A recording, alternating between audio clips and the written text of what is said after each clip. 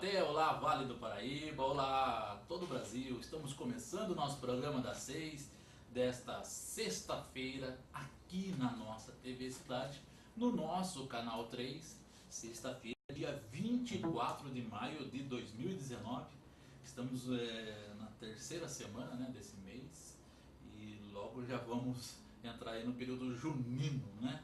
Tem até a escola já, né, e outras instituições que já estão preparando, né, as festas juninas. O frio chegou, né? Então estamos aí. Hoje é o dia da infantaria, tem bastante comemoração. Dia do datilógrafo. O Jefinho foi datilógrafo lá na redação dos Diários Associados, né? Na época do Assis Chateaubriand. Tem o dia do detento. Hoje é o dia do telegrafista, dia do vestibulando e dia do café, né? Então vai um cafezinho aí, né? Não parodiando o nosso amigo lá do chocolate, o Edson, né? Vai um chocolate aí, então eu falo, vai um cafezinho aí.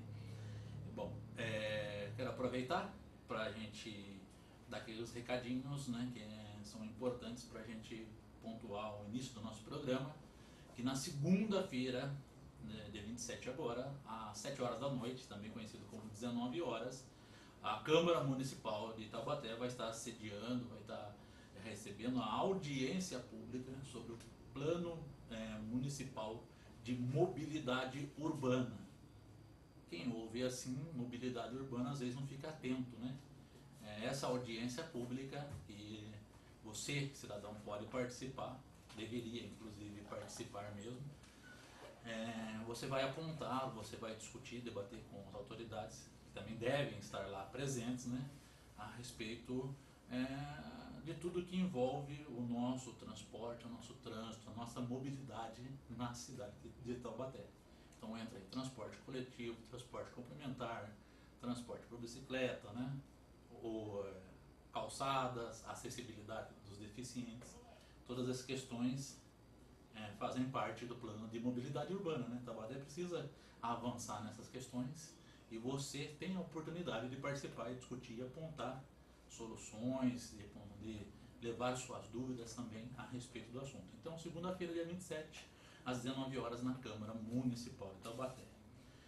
Gente, na semana que vem, eu recebi aqui um cartaz, gente, olha, gigante, né?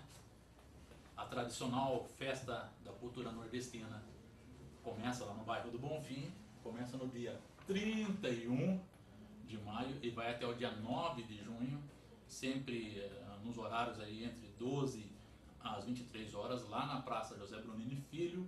E na sexta-feira, no dia 31 de maio, a abertura é com a banda Cheiro de Fulô. E na sequência, às 21h30, teremos aí o Frank Aguiar, né? O ano passado ele esteve na festa, gostou do pessoal, gostou de Taubaté, né? E volta para fazer a abertura aí junto com a Cheiro de Fulô. E aí temos na sequência, no sábado, a Marcela Oliveira, o Cheiro de Fulô. Depois, no domingo, dia 2, a nossa querida Yasmin Giacomini, que está aniversariando nessa semana que vem. Parabéns para Yasmin. Né? Depois tem o Henrique e Montenegro, no dia 2 ainda. No dia 6, Renan Soares e a Dami Malícia. Dia 7, sexta-feira, a Banda Nativa e a Banda Croatá. No dia 8, no sábado, Banda Croatá e Márcio e Gustavo. E no dia 9, o Renan Soares junto com a banda Vale Sertanejo, né? Então, uma realização lá da Associação de Moradores, né? E outros colaboradores que fazem parte, né, desse projeto. Muito bacana, que inclusive acaba reunindo a comunidade nordestina aqui do Vale do Paraíba. Bom, no nosso programa de hoje eu estou recebendo o Dr. Marcos Alexandre da Silva e nós vamos conversar um pouco, debater um pouco a respeito de 2, 3 assuntos, né? E daí depende do nosso tempo, que está sempre ligado à nossa sociedade. Um deles é a liberdade de expressão e o outro a atribuição das polícias, né, como agente da lei. Dr. Marcos Alexandre, um prazer recebê-lo no nosso programa, seja bem-vindo, boa noite. Boa noite, André, boa noite a todos os telespectadores da TV Cidade. É uma honra participar desse programa com você. Espero poder contribuir e levar para a nossa cidade muita informação em relação aos temas propostos. Bacana. Eu queria que, para a gente começar a contextualizar os nossos telespectadores, né, de acordo com o direito, de acordo com as ciências jurídicas, né, o que, que é liberdade de expressão, quais são os conceitos que norteiam?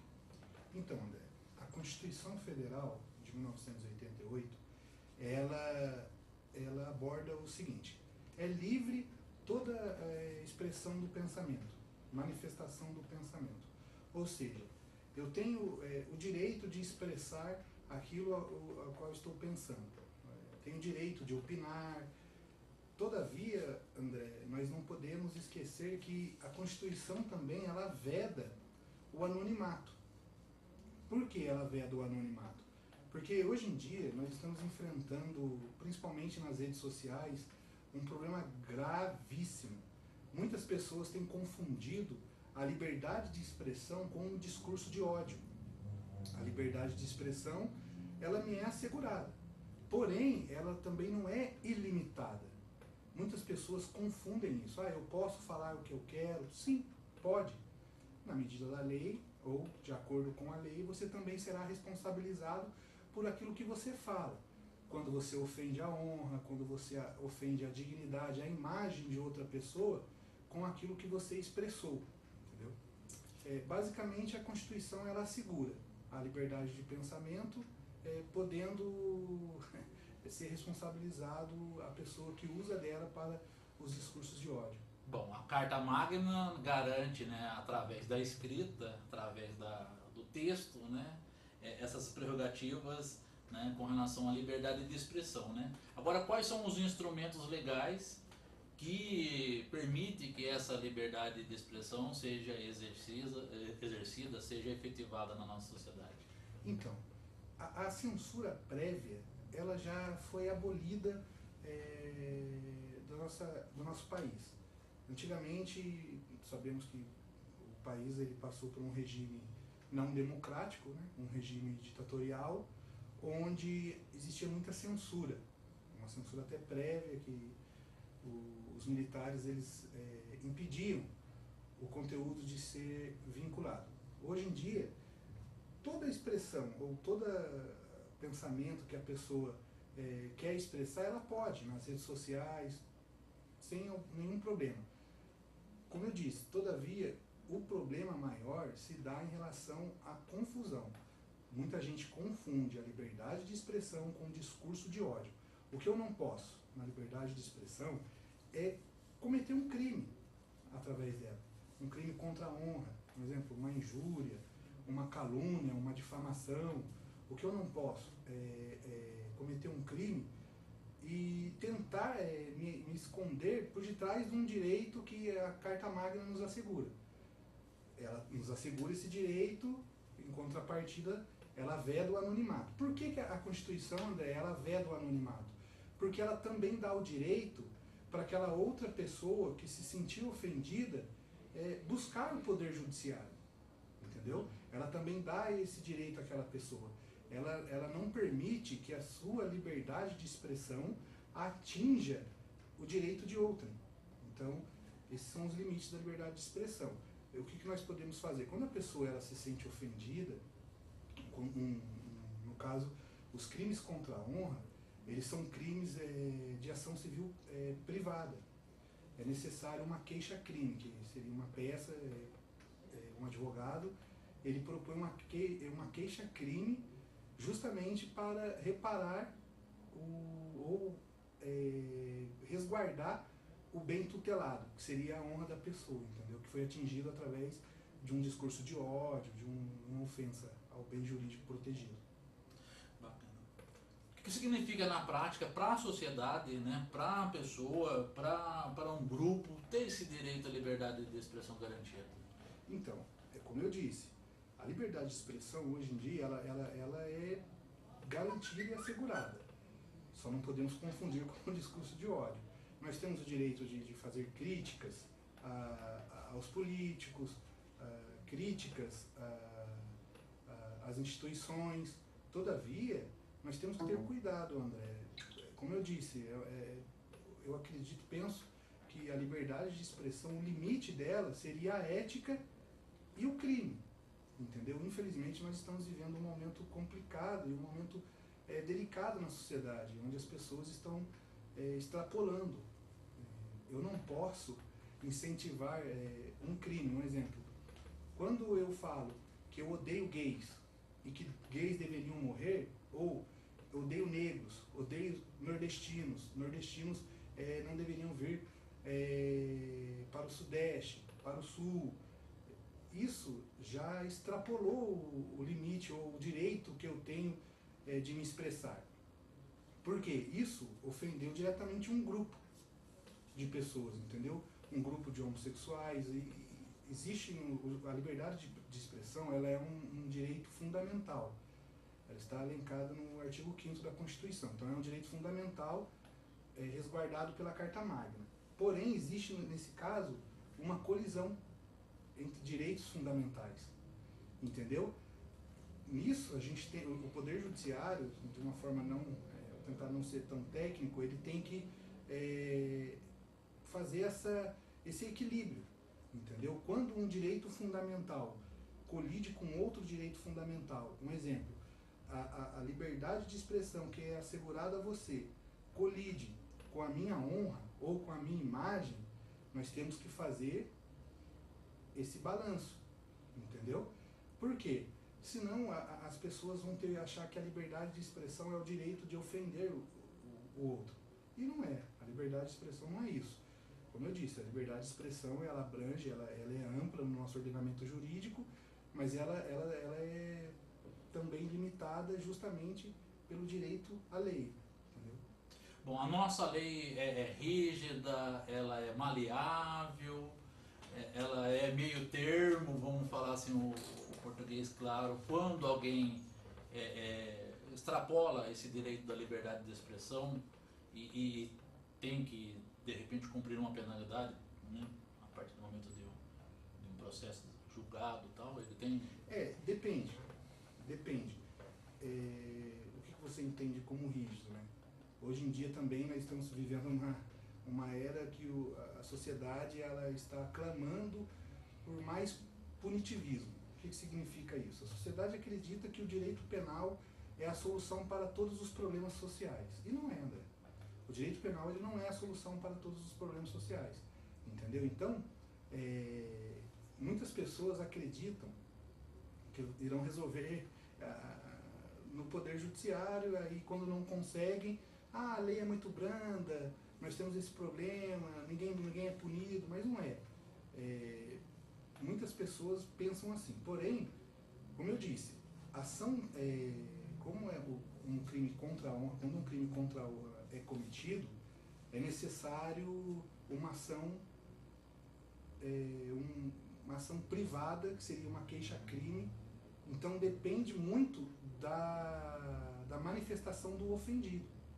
E em muitos casos o ofendido não leva adiante, entendeu? Ele não leva adiante. Se ele levar adiante, a queixa-crime é apresentada. A queixa-crime seria uma peça apresentada para mostrar que um crime foi cometido, e só que nós temos no ordenamento jurídico brasileiro os crimes de ação penal pública, que é competência do Ministério Público fazer a denúncia, levar até o Poder Judiciário, fazer a denúncia, e nós temos as ações penais de competência privada, que depende da manifestação do ofendido. Quando o ofendido assim faz, depende muito. A pena ela pode variar. Nós tivemos um caso recente agora do Danilo Gentili com a deputada Maria do Rosário. Maria do Rosário. Eu não me recordo, salvo engano, a pena dele foi de 6 meses e alguns dias, tal. Ele não vai preso, né? Nós sabemos que isso não para tristeza de alguns talvez e para alegria de outros, ele não irá para um estabelecimento prisional por causa disso, entendeu? Ele pode sofrer uma sanção, uma pena restritiva de direitos, ele pode receber uma sanção para prestar serviço comunitário, pagar uma cesta básica. A punição, geralmente, em relação aos crimes contra a honra, fica na pena restritiva de direitos. Nesse caso específico, tendo a situação do Danilo como exemplo, ele deixa de ser réu primário a partir desse momento também que ele é é condenado? Sim. Deixa de ser. Entendeu? Deixa de ser réu primário, sim. Aí complica um pouquinho, né? Mas apesar que ele ainda não... Ele foi condenado em primeira instância, se não me engano. Então, tem grau de recurso, ele pode ser absolvido em segunda instância. É que, como eu disse, a sociedade clama por punição. Mas essa sociedade não clama por investir na educação, entendeu? Que seria para reduzir esses crimes. Porque a gente, é uma coisa interessante, André. Nós percebemos que a liberdade de expressão hoje em dia, ela está sendo muito utilizada, como eu disse no início, para os discursos de ódio, certo? Para legitimar de uma certa forma o discurso de ódio. Porém, e é algo interessante, que ao mesmo tempo que existe essa repressão, existe um aumento também no número de bullying, no número de ofensa à honra, à imagem de outras pessoas, você entendeu? Então a gente vê que só punir, só reprimir aquela ofensa, ela não vai resolver o problema. Nós temos que ir mais a fundo, temos que ir na raiz, entendeu? Não adianta, você não vai resolver, como eu disse, o direito penal ele não resolve todos os problemas sociais, entendeu? Os discursos do politicamente correto, do impoliticamente, né, do politicamente incorreto, ele acaba por gerar ruído nessa questão da liberdade de expressão? Bastante. Interessante sua pergunta. Nós estamos vivendo um momento extremamente polarizado, certo? Aqueles que dizem que o politicamente correto está destruindo o país, que está tolhendo a liberdade de expressão, e nós temos do outro lado aqueles que não aceitam ofensas como liberdade de expressão. Eu entendo da seguinte maneira, André. O politicamente correto, dizem aqueles que discordam, que está tornando o mundo mais chato, certo? Aí eu pergunto, mais chato para quem? O mundo está se tornando mais chato para quem?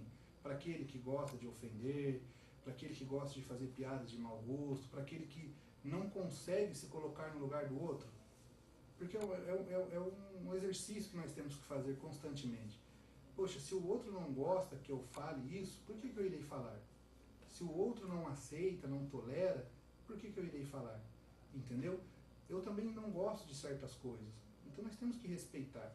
E o politicamente correto, a meu ver, ele está colocando muita gente que vivia no armário, ele está tirando. Por quê? Essas pessoas criaram, de uma certa forma, coragem para expressar o que elas já pensavam. Elas não pensavam, não começaram a pensar assim agora. Quem odeia nordestino, quem odeia gay, quem odeia negro, ele sempre pensou assim, entendeu? Só que agora ele criou coragem para se expressar, e quando uma força bate de frente com ele, falou, opa, isso não é liberdade de expressão. Você não está expressando, isso não é um direito que você está exercendo. Você não tem o direito de ofender outras pessoas. Só para você ter uma ideia, eu já ouvi isso de um rapaz. Falou, não, a liberdade de expressão me dá o direito de ofender quem eu quiser. Tudo bem, ela te dá o direito. Porém, a responsabilidade também virá sobre você. Você tem que arcar com ela. Ele não gostou, não concordou, eu falei, isso não é liberdade de expressão. Entendeu? Você pode falar o que quer, pode fazer o que quer e pronto.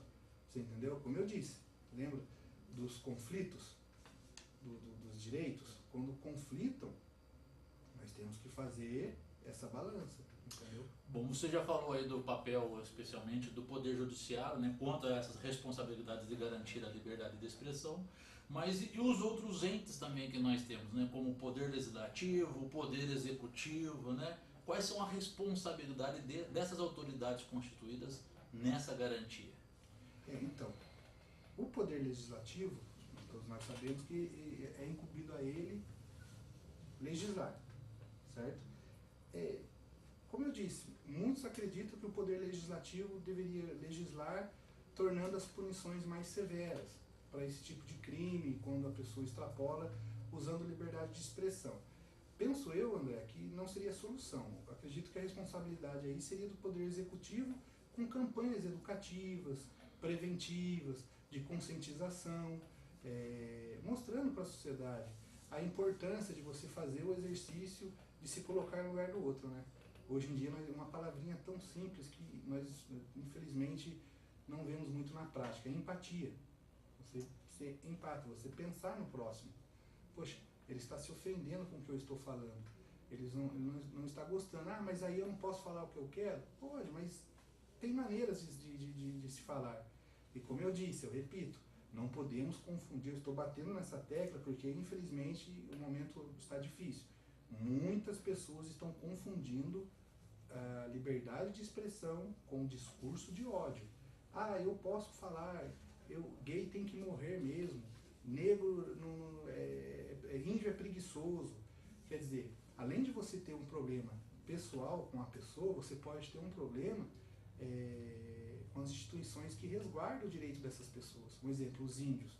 Você pode ter um problema, entendeu? Com os grupos sociais, né, que você está ofendendo, eles têm todo um amparo jurídico. Então você pode ter um problema além da pessoa que você agrediu com essas entidades também, entendeu?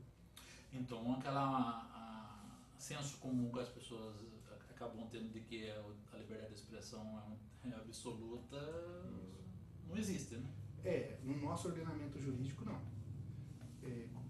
Alguns juristas costumam dizer que não há direito absoluto, entendeu? Não há um direito absoluto no nosso ordenamento. Por quê? Sempre um direito pode sofrer uma flexibilização, entendeu? Penso eu que a liberdade de expressão não é diferente, entendeu? Bom, um dos grandes segmentos, né, que acabam por também permitir a liberdade de expressão é a imprensa, né? Como que deve ser esse diálogo entre liberdade de expressão plena e liberdade de imprensa? Porque, como a gente falou aí, você deu até o exemplo, no caso do Danilo Gentili, às vezes, por estar diante das câmeras, né? E outros, né, colegas aí de profissão, né, seja ele apresentador, jornalista, ou diante da câmera, ou diante do microfone, às vezes se empolgam, né? E acabam extrapolando esse direito, né? Como que deve ser esse diálogo entre liberdade de imprensa e liberdade de expressão? O Danilo, só uma ressalva, o Danilo, ele fundamentou no humor. Ele não usou nem a imprensa, ele usou o humor, que o humorista ele tem que ter um direito de liberdade de expressão absoluto. Tanto que é até engraçado, né, nos regimes autoritários, monarcas, o único que criticava o rei era o bobo da corte, né? Era o bobo da corte. Ele criticava o rei, fazia todo mundo rir e não era morto por isso. Ninguém tinha o direito de falar contra o rei, mas o bobo da corte, usando de humor, eu até vi uma entrevista falando em relação ao caso do Danilo, que a pessoa falou sobre isso. Agora, voltando na sua pergunta, eu penso que a liberdade de imprensa ela deve ser ampla. A imprensa ela deve ter total liberdade, mas como eu disse, é aquilo também. A imprensa ela tem um papel fundamental no Estado Democrático de Direito, André. É um papel fundamental. A informação, porém essa informação ela tem que ser responsável. Ela não pode ser uma informação irresponsável, né? Nós vemos em alguns casos a mídia ela divulga algo que infelizmente não coincide com o real. E isso prejudica muito. Algumas pessoas dizem que isso é uma censura prévia, se for limitar o que a mídia pode ou não pode veicular. Dá uma discussão interessante, porém, como eu disse, a meu ver, a mídia, a imprensa, ela tem essa liberdade ampla, desde que ela não agrida direito alheio, ela não atinja a honra, a imagem de outra pessoa, entendeu? A privacidade de outra pessoa. Há quem diga que isso seria uma censura prévia também, eu já ouvi isso. Ah, mas se for assim, a mídia não pode trabalhar. Pode. Como eu disse, o limite da liberdade de expressão é a ética, a lei e o crime. Eu não posso usar da liberdade de expressão para cometer um crime ou para incentivar um crime, certo? E questão de ética, bom senso, isso principalmente em relação à mídia. Mas eu penso que a liberdade de imprensa ela deve ser ampla no Estado Democrático de Direito, que é um papel fundamental. Bom, quais são os principais inimigos, né? A censura é uma, já posso até responder, mas os principais inimigos da liberdade de expressão no Brasil e no mundo? É uma boa pergunta. Eu acredito que os principais inimigos, a censura, você bem colocou. Acredito também que os governos autoritários, né, ou os governantes autoritários, aqueles que não têm interesse que a mídia seja livre, que a imprensa faça o seu trabalho de forma competente e responsável. Eu penso que seria um dos maiores inimigos, principalmente o poder econômico.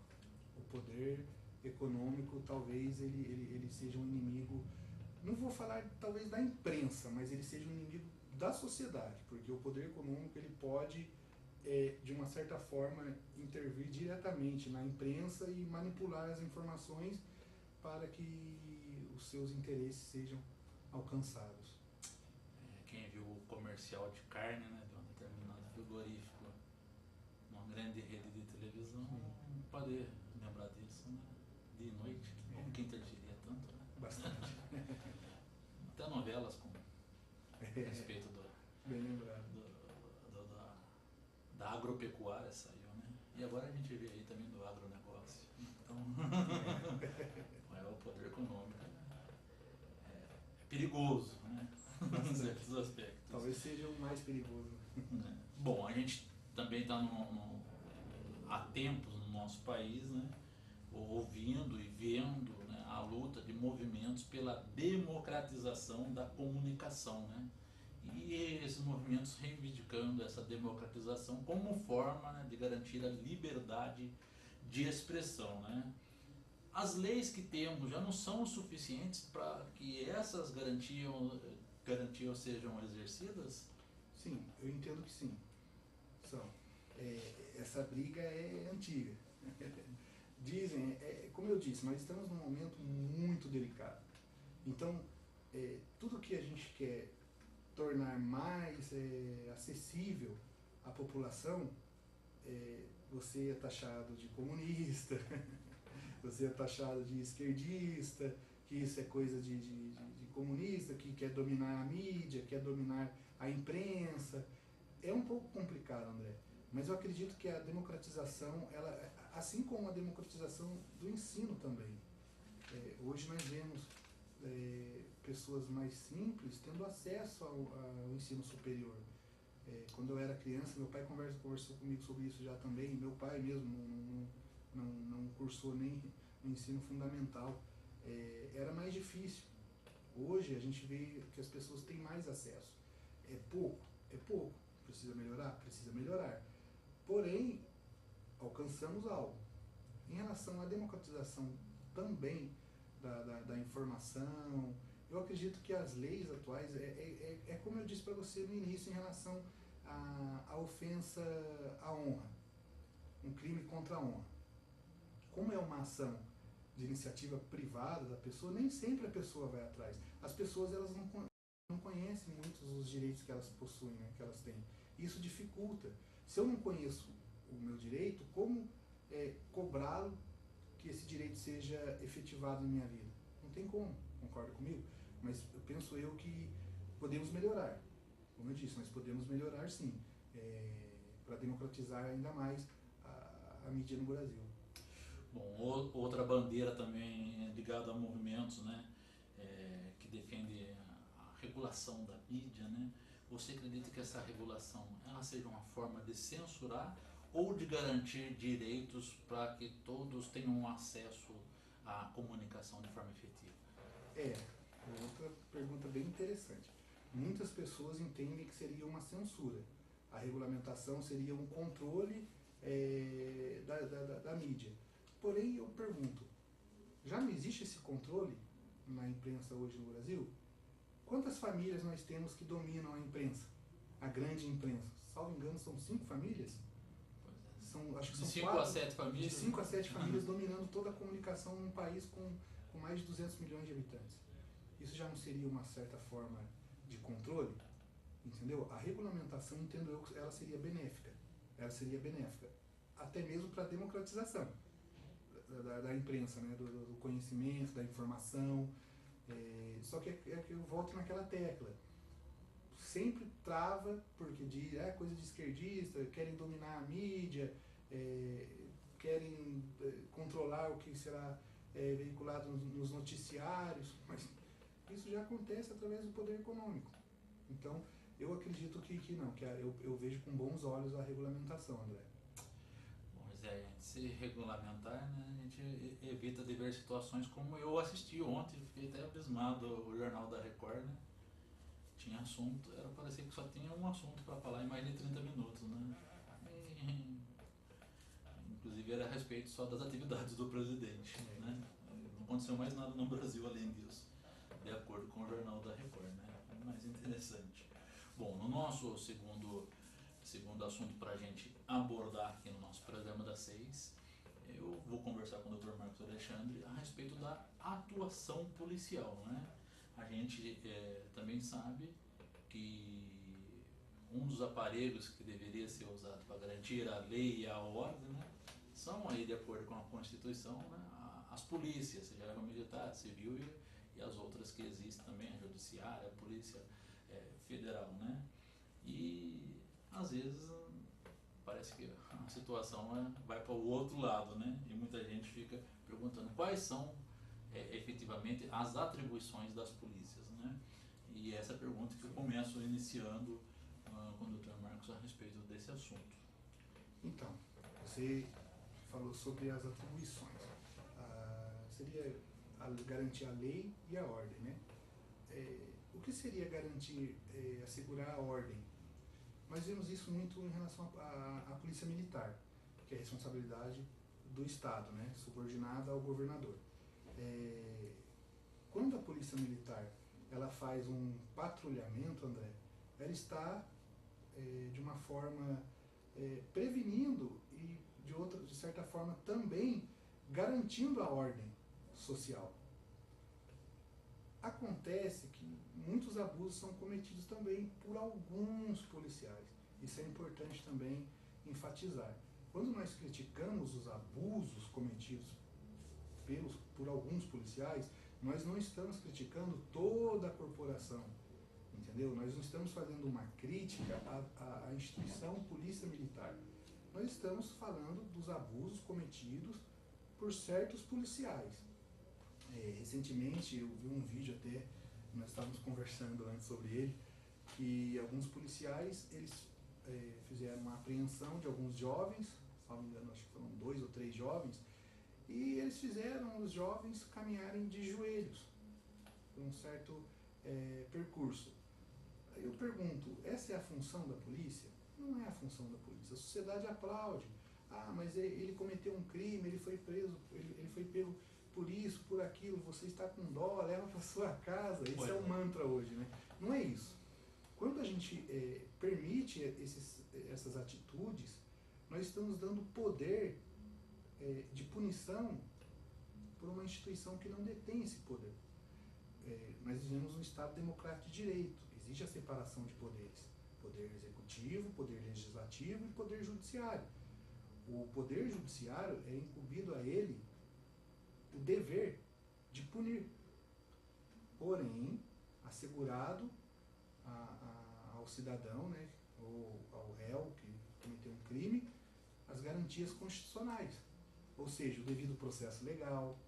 É imprescindível que passe pelo processo.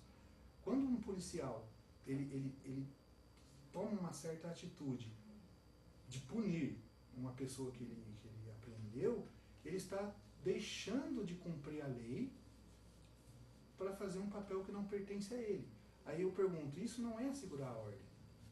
Entendeu? Quando assegurar, garantir a ordem, é fazer cumprir a lei também. No Estado Democrático de Direito não existe ninguém acima da lei. Nem policial, nem eu, nem você, nem o presidente, nem o juiz, ninguém. Ninguém está acima da lei. Só que aí muitas pessoas talvez que estejam nos assistindo podem falar assim, isso é na teoria. E na prática? Na prática, infelizmente, não acontece. Algumas pessoas estão acima da lei a lei é igual para todos, porém para mim, para alguns não. Para alguns ela consegue, esse alguns consegue contornar. Mas voltando, eu acho interessante que nós temos o papel da polícia, a polícia militar e a polícia civil. A polícia civil, incube a ela a investigação dos crimes. Isso seria, de uma certa forma, aliado ao poder judiciário, fazer cumprir a lei. E a polícia militar, que é uma polícia ostensiva, garantir a ordem social, a paz e a ordem social. Só que nós vemos que, infelizmente, estamos passando por um período de caos. A criminalidade aumentando, as pessoas clamando por mais punição. Esse clamor por punição, ele é antigo, André, ele não vem agora. E quanto mais punição, maior é a população carcerária, maior é o número de crimes.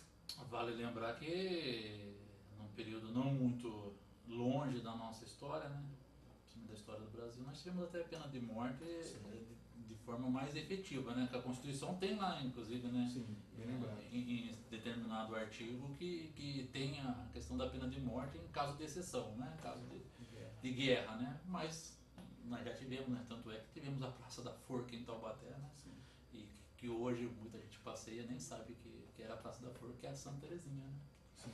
Então só precisa a gente ter uma ilustração histórica, né. Como eu disse, não é a função da polícia punir. A função da polícia não é essa. A função da polícia é garantir a segurança, a paz social, a ordem, cumprindo a lei. O policial, ele deve cumprir a lei. Entendeu? Aí entra naquele dilema que muitas pessoas falam. Ah, mas o policial, ele não pode reagir quando o criminoso ou o bandido o ataca. Pode. O policial, ele tem amparo legal. Entendeu? Infelizmente, nós vemos algumas pessoas com discursos populistas, exigindo mais punição. Porém, já existe. O policial, ele pode ser amparado pela legítima defesa, ele pode ser amparado pela excludente de licitude, do devido cumprimento do dever legal. Entendeu? Como ele é policial, ele tem um dever legal de agir. Ele tem um dever de agir para impedir aquela agressão a um bem jurídico. Entendeu? Só que, voltando no assunto... E nessa reação ele tem teores, assim, que a gente pode classificar, tem medidas de acordo com a reação, de acordo com a situação? O Código Penal, ele determina o seguinte, em relação à legítima defesa, ele determina o seguinte, usando dos meios necessários. Entendeu? Eu tenho que usar dos meios necessários. Porém, quando há quando um policial ou uma pessoa extrapola, ela usa uma força desmedida em relação à agressão que estava acontecendo, ela pode ser punida sim pelo excesso. Entendeu? Ela pode ser punida pelo excesso que ela cometeu. Seria isso. Agora, o policial é amparado também pela legítima defesa. Legítima defesa da vida dele, legítima defesa de terceiros. Entendeu? Então, como eu disse, nós estamos num momento complicado que o discurso está ganhando força, esse discurso de punição, e vai resolver. Quando eu falo isso, é até interessante que as pessoas ou falam que eu tenho pena de bandido, ou que se eu estou com dó para eu levar para minha casa, mas não é isso. Eu só quero que a Constituição seja respeitada. Como eu disse, a Polícia Militar, ela tem uma função muito importante no Estado Democrático de Direito. Nós temos não só a militar, a Polícia Civil também. São instituições extremamente importantes na nossa democracia. Porém, não sei se você concorda comigo que quando extrapola, a punição também deve acontecer para eles. Porque, vamos fazer um raciocínio, eu vou descumprir a lei para punir uma pessoa que descumpriu a lei? Não tem muito sentido isso, entendeu? Quando eu faço um jovem que foi apreendido com droga ou alguma coisa do tipo, andar de joelho, eu estou voltando na época do direito penal medieval. Nesse caso, o policial ele não passa a ser tão criminoso quanto? Sim, ele pode, é um abuso de autoridade, né? O abuso de autoridade, ele acontece quando o agente, ele toma uma atitude que vai contra as garantias fundamentais da pessoa, entendeu? Por exemplo, o direito de ir e vir. De uma forma, eu sou um policial, me aborda de uma forma arbitrária ou de uma forma que não cabe a ele me abordar, no caso do exemplo que eu citei, pedir para o jovem caminhar de joelho. Quando isso acontece, eu estou agindo com um certo abuso de autoridade. O policial pode responder também na medida da lei, por causa desse abuso. Bom, aproveitando essa questão, nesse caso de abuso de autoridade, o cidadão que está passando, o transeunte, né, a testemunha, ela pode representar contra esse policial, ela pode, por exemplo, filmar esse ato como prova também, para poder depois representar? Ela deve filmar. Quando o policial ele está trabalhando, ele é um servidor público, entendeu? Então, o munícipe ou o cidadão, ele tem o direito de filmar todas as atitudes que ele achar conveniente, ou convenientes, né? Um exemplo, se eu presencio, isso já aconteceu em algumas cidades, até mesmo a guarda municipal agindo com um certo abuso e terceiros filmando, eu vi, acho que isso no YouTube, não me recordo agora, filmando, o guarda municipal não gostou e deu um tapa, quebrando o celular da pessoa que estava filmando. Não pode, entendeu? A pessoa que nos assiste, ela tem o direito, nós, você e eu, nós temos o direito, como eu disse, ele é um servidor público. Então, é público o serviço que ele está prestando. Ele tem o direito, no caso do agente de segurança, seja ele o policial civil, o policial, a guarda municipal, tem o direito de tomar, de recolher o celular, a máquina fotográfica da pessoa? Não tem direito. Muito menos de deter a pessoa. Isso acontece, uma coisa que acontece de uma forma até corriqueira, não sei aqui em Taubaté. Em outras cidades eu já tive que atender algumas pessoas em relação a isso. No caso de conduzir a pessoa que está filmando a delegacia. Isso acontece. O que a pessoa pode chegar na delegacia? Pedir para registrar um boletim de ocorrência em face do policial que a conduziu. Entendeu? Por quê? Ele agiu com um abuso. Entendeu? Ele agiu com abuso. Mas ela será testemunha. Tem ordem judicial? Ela foi arrolada como testemunha ali. Não tem processo, não tem nada. É igual um tema bem polêmico que o STF já pacificou agora, que seria as conduções coercitivas, né? É algo tão interessante essa condução coercitiva, André, que você obriga a pessoa a ir até o juiz, chegando lá ela pode se valer do direito de permanecer em silêncio. Você movimentou a máquina pública, gastou dinheiro público dos pagadores de impostos desse país para não ter nenhum êxito. Então não pode, nem o guarda, nem o policial, eles não podem apreender, não podem. Celular, não pode. Se conduzir, eu aconselho a pessoa a registrar um boletim de ocorrência em face do policial. Bacana. Estamos conversando com o Dr. Marcos Alexandre da Silva a respeito, né, de liberdade de expressão, também a respeito aí das atribuições das polícias, seja ela civil, militar, guarda municipal, né? E com relação a esse destaque ainda a respeito das abordagens, né?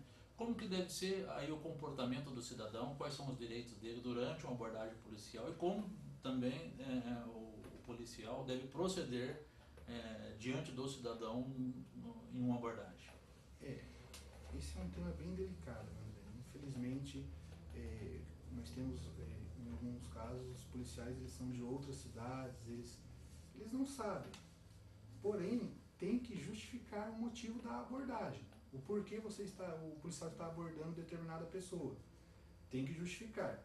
A abordagem, eu aconselho a pessoa que, quando for abordada pela polícia, agir com naturalidade, com educação, com respeito. Se o policial estiver exaltado, não adianta bater de frente. Se você fizer isso, vai ter um prejuízo, entendeu? Infelizmente, eu aconselho a pessoa a manter a calma, é direito dela. A Constituição, ela garante a nós o direito da gente reagir em casos de prisões arbitrárias, para você entender.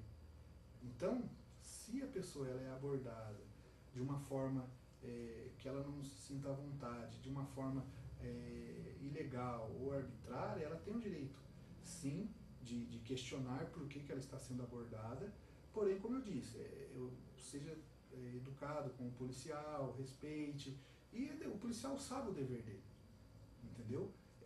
Volto naquela tecla, a pessoa, ela costuma não levar para frente, tem medo, entendeu? De fazer um boletim de ocorrência em face do policial que agiu com abuso. Isso é importante. Por quê? Para que os superiores tomem conhecimento e façam algo também. Porque, como eu disse, não é porque um agiu assim que toda a instituição é assim. Eu tenho amigos policiais que são exemplos, entendeu? Eles abordam. Quando você fala isso, eles falam assim, então o policial vai ter que abordar a pessoa com flor, com rosa? Não, não é isso. Mas de uma forma educada, claro. Existem situações de conflitos. Concorda comigo? Existem situações que os policiais eles estão em conflito com o criminoso. É uma abordagem totalmente diferente do que aquela abordagem. Um exemplo, o policial ele recebe que em determinado lugar foi roubado e o suspeito está com uma roupa assim, roupa cor-de-rosa, uma roupa cor-de-rosa, por exemplo, e você dá o azar de passar bem na hora, André, e a descrição bate, o policial vai te abordar. Um exemplo é o caso do Rio de Janeiro, né? A gente pode citar que o cidadão tomou 18 tiros porque tem um carro parecido com o do criminoso. Né? Então, ali foi um exagero, né? Infelizmente aquilo ali, eu ainda não comento porque eu preciso, não vi como está o processo, então não gosto de comentar. Mas 18, teve um caso que foi 80, não foi? 80 tiros? Então, 80 tiros. Aí é algo desproporcional, entendeu? Mas e se o carro passou, por que não parou? O carro passou atirando e tal. O policial vai esperar atirar? Sempre tem aquele que tenta justificar a medida que extrapolou. Infelizmente, sempre tem aquele que tenta justificar o ato. Errou. A gente não pode tentar justificar o erro. Esse país não vai mudar enquanto a gente tentar justificar o erro, seja de quem for, né? No caso de residências, né? Quando que a polícia pode entrar na residência? Como que deve ser esse procedimento também? No caso da residência, a Constituição, ela diz que E qual polícia também pode entrar na residência? Então, o policial militar também pode entrar. Um exemplo, em caso de perseguição, o policial ele pode adentrar sim na residência, em caso de flagrante. A polícia percebe que uma casa está sendo assaltada ou um crime está acontecendo, ela pode adentrar na residência, entendeu? A polícia pode também, com mandado judicial, ela entrar na residência. Porém, a Constituição ela veda o horário noturno para que isso aconteça. É até interessante que geralmente a polícia fica no aguardo, 6 horas da manhã eles entram. Por isso que a gente vê as operações aí começar cedinho, né? Cedinho, porque aí a casa ela é inviolável. Ela é inviolável, a Constituição garante isso. Então tem que ser respeitado. Mas, como eu disse, volto a dizer, não há direito absoluto. Até mesmo a casa, esse direito é flexibilizado, no caso de flagrante. Um exemplo, o policial, a gente também não pode usar dos direitos fundamentais para permitir que os crimes aconteçam e acabou. O policial está passando, presencia um assalto na residência, não, mas eu não posso fazer nada porque está dentro. Não, isso não existe, entendeu? O policial pode entrar sim, em caso de flagrante e com mandado judicial, né? Com ordem judicial, a polícia, desde que respeite o horário noturno. Bom, em caso de abordagem ainda, né, eu até tinha esquecido aqui, mas no caso de mulheres serem abordadas, ela tem que ter o atendimento especial, uma policial feminina para abordá-la ou não? Em alguns casos, isso é bem complicado. Eu já, conversando com alguns amigos, que no caso me relataram do policial fazer abordagem numa mulher. E depois ela falou que levaria para frente, que o processaria. porque se sentiu constrangida. É determinado que para a abordagem em relação a uma mulher seja uma policial feminina também. Isso não impede que o policial masculino, né, assegure, garanta, talvez até mesmo a integridade física da pessoa, até que chegue uma policial feminina para fazer a abordagem. Bom, uma pessoa, quando é abordada, está sem documento. Saí de casa, fui lá na padaria do João, ali perto de casa, para comprar o pão. Não levei documento, né? Só peguei o dinheiro que estava em cima da mesa e de repente fui abordado. O que eu devo fazer? Infelizmente, até um tempo atrás existia no nosso ordenamento o que eles chamavam de prisão para averiguação. Isso não existe mais, isso foi abolido.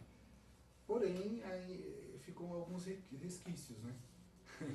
Há casos que a pessoa, por ser presa ou abordada, melhor dizendo, e não está portando nenhum documento de identificação, ela é conduzida à delegacia de polícia. Eu entendo que isso é um constrangimento, André. Eu entendo de uma certa forma que isso seria um constrangimento para a pessoa, porque ela poderia ir até a residência, buscar esse documento e tal. Eles alegam o seguinte, mas se é um criminoso mentindo, tentando, ou uma pessoa que fugiu, está tentando se passar por outra pessoa, por isso que eu entendo que seria mais interessante conduzir a pessoa até a residência para realmente ver se ela é aquela pessoa que alega. Agora, conduzir para a delegacia, no meu entender, seria um constrangimento ilegal. No meu entender, a pessoa, eu não acho interessante que o policial faça isso, não. Eu acho melhor que seja conduzido até a residência da pessoa e faça a averiguação. Doutor Marcos, de vez em quando eu assisto um determinado programa que tem aos sábados também na rede de TV, né, a rede do nosso país, que a gente vê bastante o policial interrogando, né, o suspeito, né? Ele pode fazer isso, o suspeito tem que responder as perguntas, pode ficar quieto. O suspeito não tem que responder nada, ele pode ficar quieto. Até mesmo na delegacia, entendeu? E aproveito até a oportunidade para falar. Eu não, na delegacia, sem advogado, não se fala nada. Fica quieto, espere o advogado chegar, entendeu? Principalmente na abordagem com o policial militar, nós vivemos num momento que é a sociedade do espetáculo, né? E o direito penal ele embarcou nessa. O direito penal midiático do espetáculo, aquele sensacionalismo. Então faz a apreensão, a câmera, a mídia ali em cima, filmando, e aquela abordagem toda. A pessoa ela pode se manter em silêncio e não responder nenhuma pergunta. Pois é, inclusive a gente vê quando tem câmera, às vezes o policial erguer a cabeça do suspeito. Pode isso? Como eu disse, o direito não pode. Você está expondo a pessoa, né? Você está expondo, principalmente se for um menor. Se for um menor aí que não pode medir, eles fazem isso bastante, até mesmo com menor. Quando que a pessoa pode ser conduzida à delegacia e algemada, por exemplo? E como que tem que ser essa condução? Na iminência de um crime, né, quando a pessoa é presa em flagrante, ela será conduzida até a delegacia.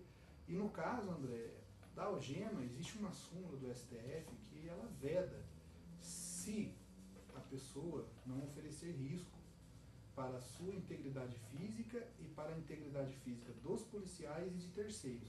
Mas na prática essa súmula do STF ela não é colocada em prática, não funciona. Na prática todos são algemados, independente de oferecer risco ou não. Mas no caso da pessoa ser presa em flagrante, ela será conduzida até a delegacia. E fora isso, somente com ordem judicial. Tem também uma máxima que o policial, seja ele de qual corporação for, tem que ser policial 24 horas, né? Quando é que ele pode agir estando fora de serviço ou até de forma anônima? Na verdade, André, o policial ele é um policial 24 horas. Com aquilo que eu disse, ele tem o dever de agir. Nós não temos esse dever, mas nós podemos. Nós podemos também efetuar uma prisão em flagrante. Quando presenciamos uma pessoa cometendo um crime, Nós podemos dar voz de prisão e segurar a pessoa, acionar a força policial e ela fazer o trabalho dela. Agora, o policial ele tem o dever, nós temos a faculdade, o policial ele tem o dever, então realmente o policial é 24 horas policial. Bom, de acordo com a Constituição, de acordo com as leis, né, a gente está vendo uma confusão muito grande aí, às vezes está gerando debates, né? De quem é a atribuição de se manter a segurança pública? É do governo federal? É do governo estadual? O governo municipal também tem essa atribuição? De quem que é essa prerrogativa? Então, primeiro, a Constituição ela fala o seguinte, que a segurança pública ela é um dever do Estado, porém responsabilidade de todos. Entendeu? Eu acredito que a segurança pública ela é um dever tanto da União, como dos estados, do Distrito Federal e dos municípios. Entendeu? E da sociedade, da própria sociedade colaborando com as forças policiais. A segurança pública ela envolve muitas medidas que elas vão além até da polícia, né, das medidas que seriam a polícia militar, a polícia civil, a polícia federal. A polícia federal ela trabalha mais quando o crime acontece em âmbito federal, né, um crime federal. Ela é subordinada ao presidente da República. A polícia militar ela é subordinada ao governador do estado. Entendeu? Ela é subordinada ao governador do estado. E agora as prefeituras têm os guardas municipais, né? Que é bem polêmico também. Pois é, qual é a função a do prefeitura guarda municipal? ela pode investir o imposto do cidadão que deveria ser investido no município nas ações da guarda municipal e da polícia também, como tivemos aqui no caso de Taubaté, investimentos na atividade delegada, investimentos também em câmeras que ajudam a polícia militar? Pode, mas é como eu disse, qual é a função da guarda municipal? Isso é um assunto bem polêmico, que muita gente até não gosta de tratar. Por quê? Infelizmente, nós estamos vendo muitos abusos sendo cometidos por guardas municipais. Qual é a função? Resguardar o patrimônio público. O guarda municipal ele pode agir como se fosse um policial militar? O guarda municipal ele pode agir como se fosse um policial civil? Entendeu? Essas são as questões que nós devemos debater, nós devemos conversar. Ele pode andar armado, Ele né? pode Por exemplo, andar o entendimento também Taubaté aprovou agora o Aprovou. armamento Aprovou. da guarda municipal. Ele pode andar armado? Ele pode andar armado. Agora tem um decreto até também, né, do presidente da República, ele estendendo para algumas classes até o porte de arma. Mas é interessante isso. Qual é a função da guarda municipal? Entendeu? Como eu disse, a segurança pública ela é um dever do Estado, mas é responsabilidade de todos. Então a sociedade também tem responsabilidade com a segurança pública. Ela tem, só que infelizmente o Estado ele não investe como deveria investir na segurança pública também, André. Nós temos uma polícia desvalorizada, uma polícia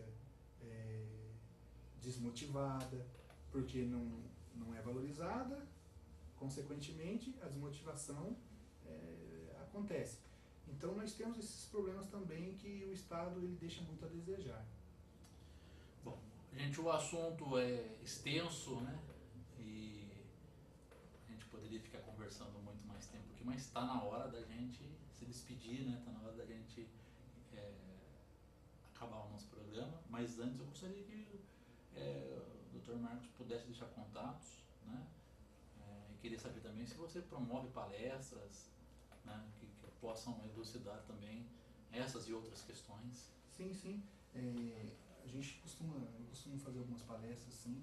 E meu contato eu posso deixar o meu e-mail, advmarcosasilva@gmail.com. advmarcosasilva@gmail.com. E as palestras elas são bem interessantes, André. A gente gosta, principalmente na área jurídica, são palestras informativas. A gente está à disposição para quem quiser ir nos chamar para um evento e palestrar. Dr. Marcos Alexandre da Silva, muito obrigado, né? Uma honra recebê-lo aqui pela primeira vez no nosso programa. E sinta-se convidado e desafiado a debater outras temáticas também, né? E sugerir também outras temáticas para vir, para voltar novamente no programa das 6. Eu agradeço, André. Eu eu que me sinto honrado de ter recebido esse convite. Espero voltar mais vezes, sim, e abordar alguns temas interessantes em relação à nossa sociedade. Bom, gente, quero agradecer a você também que acompanha, né, todos os dias o nosso programa das 6 aqui na nossa TV Cidade, no nosso canal 3. E quero agradecer a nossa equipe, né, começando da nossa diretora Claudinha Mello, Luiz Cláudio Daniel, Kaique Bocalari, o Caio Fernandes, né, o nosso Jonathan William, né, a Lídia Margarete, que eu desejo pleno restabelecimento. Hoje está fazendo uma semana que ela sofreu um pequeno acidente de carro, mas está bem, né, e a gente quer que ela se recupere logo e volte aqui à nossa cidade. E agradeço também ao nosso diretor, nosso técnico, o Jefinho, que sempre faz com carinho o nosso programa das 6. Bom, gente, um ótimo fim de semana para vocês. Na segunda-feira nós estamos de volta aqui às 18 horas.